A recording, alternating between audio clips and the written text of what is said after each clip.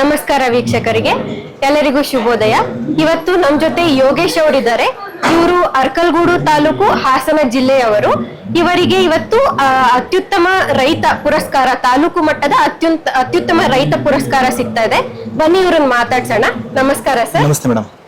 Sir, ನೀವು ಎಷ್ಟು ವರ್ಷದಿಂದ ಕೃಷಿ ಮಾಡ್ತಿದ್ದೀರಾ, ಏನೆಲ್ಲ ಬೆಳಿತಿದ್ದೀರಾ ಅನ್ನೋದನ್ನ, ನಿಮ್ಮ ಈ ಸಾಧನೆಗೆ ಏನ್ ಸ್ಫೂರ್ತಿ ಆಯ್ತು, ಹೇಗಿತ್ತು ಈ ಜರ್ನಿ ಅನ್ನೋದ್ರ ಬಗ್ಗೆ ಬೇರೆ ಉಳಿದ ರೈತ ಬಾಂಧವರಿಗೆ ಒಂದ್ 4 ಮಾತು ಹೇಳ್ಬೇಕಂತ ಕೇಳ್ಕೊಂತೀವಿ. ಮೇಡಮ್, ನಾನು 11 ವರ್ಷದಿಂದ ಕೃಷಿ ಮಾಡ್ತಾ ಇದ್ದೀನಿ. ಮೈನ್ ನಾನು ಕೃಷಿಗೆ ಬರಲು ಕಾರಣ ನನ್ನ ಎಜುಕೇಶನ್ ಎಂಡ್ ಆಗಿತ್ತು. ಇಲ್ಲ, ನಾನು ಎಜುಕೇಶನ್ ಮಾಡ್ತಾ ಇದ್ರೆ ಯಾವ್ದೇ ಕಾರಣ ಕೃಷಿಗೆ ಬರುತ್ತಿಲ್ಲ ಅನ್ಕೊಳ್ತೀನಿ. ನಾನು ಆಲ್ಮೋಸ್ಟ್ ಮೇಡಮ್ ಸಮಗ್ರ ಕೃಷಿ ಮಾಡ್ತಾ ಇದ್ದೀನಿ. ಆಲೂಗೆಡ್ಡೆ, ಜೋಳ, ರಾಗಿ, ಶುಂಠಿ, ಅಡಿಕೆ, ಭತ್ತ, ಮತ್ತೆ ತೆಂಗು, ಮತ್ತೆ ಅರಣ್ಯ ಕೃಷಿ ಮಾಡ್ತಾ ಇದ್ದೀನಿ. ಮತ್ತೆ ಜೇನು ಕೃಷಿನೂ ಮಾಡ್ತಾ ಇದ್ದೀನಿ. ಹೌದು ಮೇಡಮ್, ಮಾಡ್ತಾ ಇದ್ದೀನಿ. ಸರ್, ಅದು ಸ್ಫೂರ್ತಿ ನೀವು ಹೀಗೆ ಕಾಲೇಜ್ ಬಿಟ್ಟಿದ್ದೇ ಆಯ್ತು ಅಂತ ಹೇಳಿದ್ರಿ ಸರ್. ಈ ಸಾವಯವ ಕೃಷಿ ಬಗ್ಗೆ ನಿಮ್ಮ ಅಭಿಪ್ರಾಯ ಏನು ಸರ್? ಮೇಡಮ್, ಕಮ್ಮಿ ಖರ್ಚಲ್ಲಿ ಅಧಿಕ ಇಳುವರಿ ಮತ್ತೆ ಭೂಮಿಯ ಫಲವತ್ತತೆ, ಇದಕ್ಕೋಸ್ಕರ ಮತ್ತೆ ಇಳುವರಿಯಲ್ಲೂ ಹೆಚ್ಚು ಮಾಡಬಹುದು, ಜೀರೋ ಇನ್ವೆಸ್ಟ್ಮೆಂಟ್ ಅಲ್ಲೂ ಲಕ್ಷ ದುಡಿಬಹುದು ಅನ್ನೋಕ್ಕೋಸ್ಕರ ಸ್ಫೂರ್ತಿಯಾಗಿ ಸಾವಯವ ಕೃಷಿಯನ್ನ ಮಾಡ್ತಾ ಇದ್ದೀನಿ. ನೀವು ಸಾವಯವ ಕೃಷಿ ಮತ್ತೆ ಸಮಗ್ರ ಕೃಷಿ ಪದ್ಧತಿ ಎರಡನ್ನ ಎರಡು ಮಾಡ್ತಾ ಇದ್ದೀನಿ. ಎಷ್ಟು ವರ್ಷದಿಂದ ಸರ್ ಹೀಗೆ? ಮೇಡಮ್, ನಾನು ಆಲ್ಮೋಸ್ಟ್ ಸಾವಯವ ಕೃಷಿನ 5 ವರ್ಷದಿಂದ ಮಾಡ್ತಾ ಇದ್ದೀನಿ. Zero cultivation madam. ಅದಕ್ಕೆ ನಾನು ₹1 ಏನು ಹಾಕಲ್ಲ. ಸ್ವಂತ ಸಿಗುವಂತ ದೇಸಿ ಹಸುವಿನ ಸಗಣಿ ಮತ್ತೆ ಗಂಜಲ ಮತ್ತೆ ಎಲ್ಲ ಉಪಯೋಗಿಸಿ ಜೀವಾಮೃತ ಮಾಡ್ತೀನಿ. ಮತ್ತೆ ಕೊಳೆಯುವ ಪದಾರ್ಥಗಳನ್ನ ಅಲ್ಲೇ ತೋಟಕ್ಕೆ ಹಾಕಿ ಅಲ್ಲೇ ಡಂಪ್ ಮಾಡಿ ಅದನ್ನು ಗೊಬ್ಬರವಾಗಿ ಪರಿವರ್ತನೆ ಮಾಡಿ ಅಲ್ಲೇ ಅದೇ ಗಿಡದ ಬಿದ್ದಂತ ತ್ಯಾಜ್ಯ ಅದೇ ಗಿಡ ಸಿಗೋ ತರ ಮಾಡ್ತಾ ಇದ್ದೀನಿ. ಸರ್, ನಿಮಗೆ ಮಾಹಿತಿ ಎಲ್ಲಿಂದ ಕೊಡ್ತಾ ಇದ್ದಾರೆ, ಯಾರು ಕೊಡ್ತಾ ಇದ್ದಾರೆ? ಮೇಡಮ್, ನಾನು ಮೊದಲು ಆಲೂಗೆಡ್ಡೆ ಬೆಳೆಗೆ GIC ಅಂತ ಒಂದು ಪ್ರಾಜೆಕ್ಟ್ ಇತ್ತು. ಆ ಪ್ರಾಜೆಕ್ಟ್ ಇಂದ ಆಲೂಗೆಡ್ಡೆಗೆ ತಗೊಳ್ತಿದ್ದೆ. ನಾನು ಮೊದಲು ಕೃಷಿ ಮಾಡೋದು ನನಗೆ ಅಷ್ಟು ಗೊತ್ತಿರ್ಲಿಲ್ಲ. ಆ GIC ಬಂದ್ಮೇಲೆ ನಾನು ಸಿಕ್ಕಾಬಿಟ್ಟೆ ತಿಳ್ಕೊಂಡೆ ಮೇಡಮ್.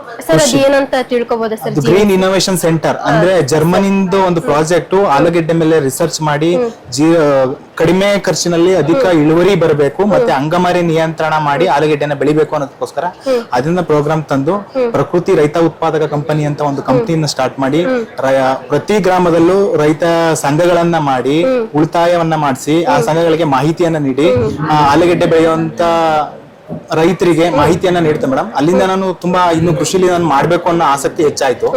ಈಗ ಮೇನ್ ಮೇಡಮ್, ನಾನು ಕೃಷಿ ಇಲಾಖೆ, ತೋಟಗಾರಿಕಾ ಇಲಾಖೆ ಮತ್ತೆ KVK ಕಂದಲಿ ಇಲ್ಲಿಂದಲೂ ಮಾಹಿತಿ ಪಡಿತಾ ಇದ್ದೀನಿ. ಆಲ್ಮೋಸ್ಟ್ ನನಗೆ ಮಾಹಿತಿ ಎಕ್ಸಾಕ್ಟ್ ಬೇಗ ಸಿಗ್ಲಿಲ್ಲ ಅಂತ ಅಂದ್ರೆ ಯೂಟ್ಯೂಬ್ ಅಲ್ಲಿ ಸರ್ಚ್ ಮಾಡಿ ಮೇಡಮ್, ಅಲ್ಲಿಂದ ನೋಡಿ ಮಾಡ್ತಾ ಇದೀನಿ ಮೇಡಮ್.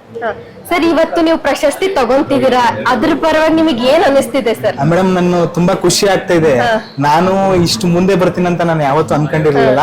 ನಾನು ಇನ್ನೂ ಹೆಚ್ಚು ಕೃಷಿ ಅಳವಡಿಸಿಕೊಂಡು ಹೆಚ್ಚಿನ ಲಾಭದಾಯಕವನ್ನು ಮಾಡ್ಬೇಕು ಮತ್ತೆ ಇನ್ನು ಮುಂದೆ ಒಳ್ಳೊಳ್ಳೆ ಪ್ರಶಸ್ತಿಗಳನ್ನ ತಗೋಬೇಕು ಮತ್ತೆ ಮುಂದೆ ನಂತರ ಬೇರೆ ರೈತರು ಮಾದರಿ ಆಗ್ಬೇಕು ಅನ್ನೋದಕ್ಕೋಸ್ಕರ ಮಾಡ್ತಿದ್ದೀನಿ ಮೇಡಮ್. ಸರ್, ಆಲ್ರೆಡಿ ನೀವು ಮಾದರಿ ಆಗಿದ್ದೀರಾ ಸರ್. ಈ ಹೊತ್ತಿಗೆ ಇನ್ನೂ ತುಂಬಾ ಜನಕ್ಕೆ ಮಾದರಿ ಆಗ್ಲಿ ಅಂತ ಹೇಳಿ ಆಶಿಸ್ತೀವಿ ಸರ್.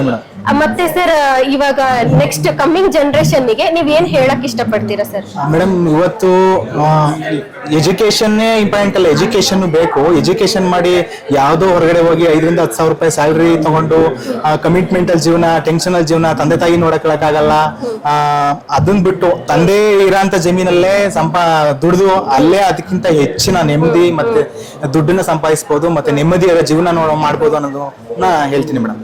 ಸರ್, ಹೊಸದಾಗಿ ಏನಾದ್ರೂ ಟೆಕ್ನಾಲಜಿ ಬಳಸ್ಕೊಂಡಿದ್ದೀರಾ ಸರ್ ನೀವು? ಹೌದು ಮೇಡಮ್, ನಾವು ಮಾಮೂಲಿ ಸಾಂಪ್ರದಾಯಿಕ ಪದ್ಧತಿಯಲ್ಲಿ ಆಲೂಗೆಡ್ಡೆನ ಬೆಳಿತಿದ್ದೋ, ಈಗ ಏರುಮಡಿ ಪದ್ಧತಿಯಲ್ಲಿ ಆಲೂಗೆಡ್ಡೆನ ಬೆಳಿತಾ ಇದೀವಿ ಮತ್ತೆ ಟಿಶ್ಯೂ ಕಲ್ಚರ್ ಆಲೂಗೆಡ್ಡೆನ ಬೆಳಿತಾ ಇದೀವಿ ಮೇಡಮ್. ಸರ್, ನಾರ್ಮಲ್ ಟ್ರೆಡಿಷನಲ್ ಮೆಥಡಿಗೂ ಈಗ ನೀವು ಹೊಸದಾಗಿ ಅಳವಡಿಸ್ಕೊಂಡಿರೋ ತಂತ್ರಜ್ಞಾನಕ್ಕೂ ಏನಾದ್ರೂ ಡಿಫರೆನ್ಸ್ ಇದೆಯಾ? ಇದೆ ಮೇಡಮ್. ಸಾಂಪ್ರದಾಯಿಕ ಪದ್ಧತಿಲಿ ಜಾಸ್ತಿ ಮಳೆ ಆದ್ರೆ ಆಲೂಗೆಡ್ಡೆ ಬೆಳೆಯೋದು ತುಂಬಾ ಕಷ್ಟ ಆಗ್ತಿತ್ತು ಮತ್ತೆ ಖರ್ಚು ಜಾಸ್ತಿ ಬರ್ತಿತ್ತು. ಏರುಮಡಿ ಪದ್ಧತಿಯಲ್ಲಿ ಮಾಡ್ತಾ ಇರೋದ್ರಿಂದ ಕಮ್ಮಿ ಖರ್ಚು, ಮಳೆ ಜಾಸ್ತಿ ಬಂದ್ರು ಆಲೂಗೆಡ್ಡೆ ಡ್ಯಾಮೇಜ್ ಆಗಲ್ಲ ಮತ್ತೆ ಇಳುವರಿನೂ 10% to 20% ಎಕ್ಸ್ಟ್ರಾ ಆಗ್ತಾ ಇದೆ ಮೇಡಮ್. ಧನ್ಯವಾದಗಳು ಸರ್, ತುಂಬಾ ಧನ್ಯವಾದಗಳು. ನೀವು ಪ್ರಶಸ್ತಿ ತಗೊಂಡಿದ್ದು, ನೀವೇ ಸಂಘ ಸಂಸ್ಥೆಗಳನ್ನ ಸ್ಥಾಪನೆ ಮಾಡಿದ್ದು, ಈಗಾಗ್ಲೇ ಲೀಡರ್ ಆಗಿ ಎಲ್ಲ ಬೇರೆಯವರಿಗೆ ಹೆಲ್ಪ್ ಮಾಡ್ತಿದ್ದೀರಾ. ಇದೇ ತರ ಇನ್ನ ಜಾಸ್ತಿ ಅಭಿವೃದ್ಧಿ ಆಗ್ಲಿ ನಿಮ್ಮ ರೈತ ಜೀವನದಲ್ಲಿ ಅಂತ ಹೇಳ್ತಾ, ನಿಮ್ಮ ಅಮೂಲ್ಯವಾದ ಟೈಮ್ ನ ನಮ್ ಜೊತೆ ಸ್ಪೆಂಡ್ ಮಾಡಿ ನಿಮ್ಮ ಜರ್ನಿ ಹೇಗಿತ್ತು ಅನ್ನೋದನ್ನ ಶೇರ್ ಮಾಡ್ಕೊಂಡಿದ್ದಕ್ಕೆ ಯೂನಿವರ್ಸಿಟಿ ಪರವಾಗಿ ಎಲ್ಲರ ಪರವಾಗಿ ತುಂಬಾ ಧನ್ಯವಾದಗಳು ಮತ್ತು ಅಭಿನಂದನೆಗಳು. Thank you.